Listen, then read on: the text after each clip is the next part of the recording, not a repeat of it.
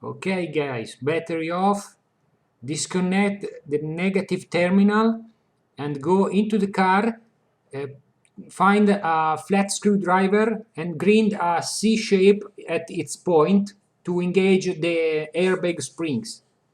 You have to find the two holes in the sides of the steering wheel where you can insert the screwdriver to find the clip springs that unlock the airbag unit from the steering wheel itself.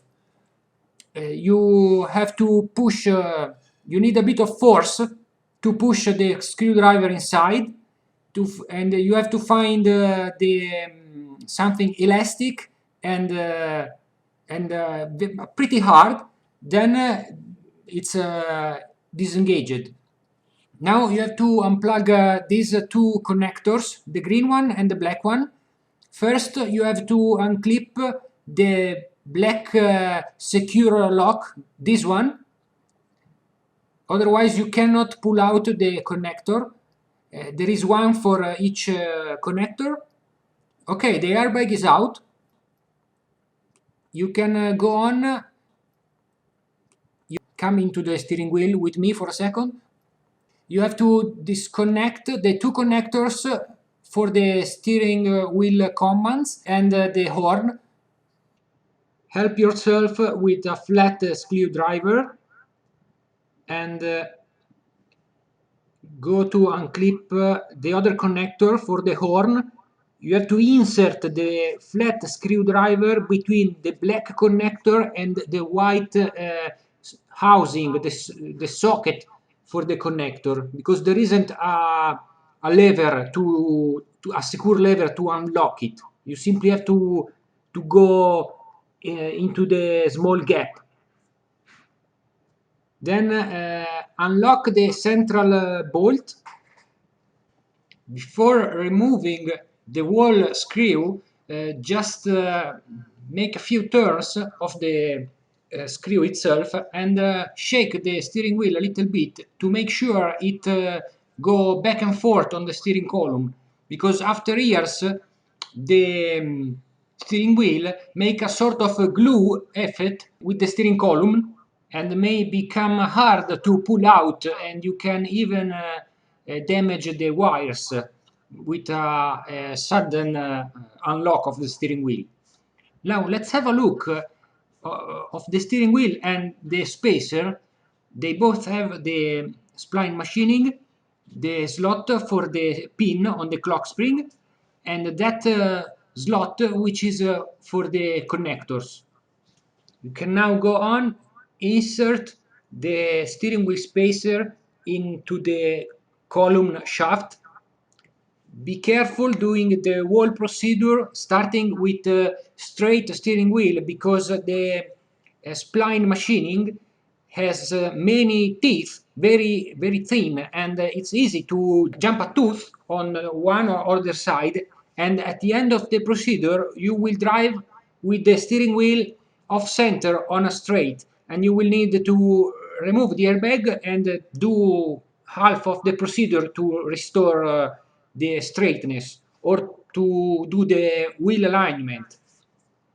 After the steering wheel spacer, you can insert the steering wheel on the spacer shaft and make the wires go across the steering wheel slots. This is the connector for the steering wheel buttons, and you simply plug in back because the wires are already very long. And for the other connector, just come out of the video with me for a while. I tell you a thing that I couldn't explain in the car. The other connector is just for the horn, and it's a 4-pin connector.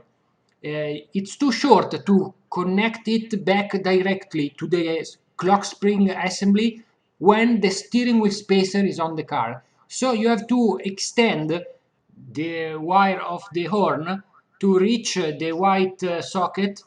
I put in the box this wire extension, which you are going, it's just a jumper.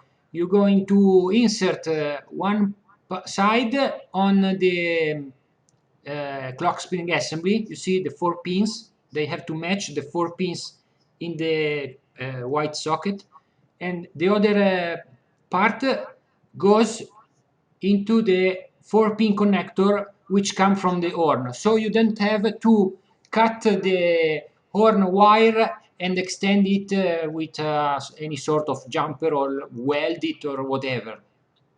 It could be easy to extend the horn wire, but I prefer to give you this jumper wire so you don't have to do cut and weld, which is I don't like it.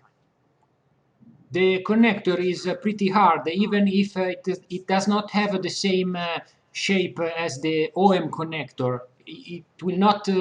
It's not going to unlock it accidentally because it is pulled by the steering wheel. It's never under stretch. Okay, let's go back in the car. Insert the long bolt that you will find in the box and tight it at 60 Newton per meter torque. Now you just have to put the airbag unit back in place. First thing is reconnect the two connectors.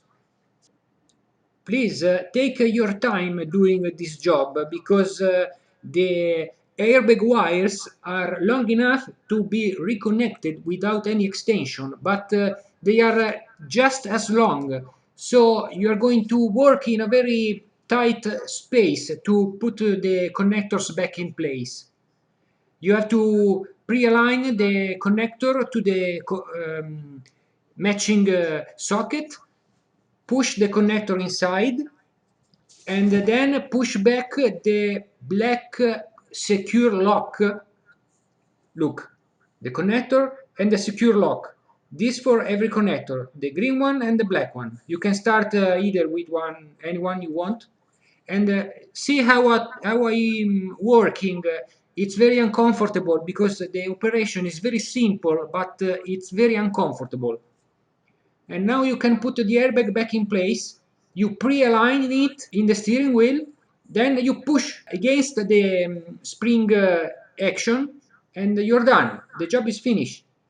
Now you can connect the battery and test the steering wheel functions if everything is okay.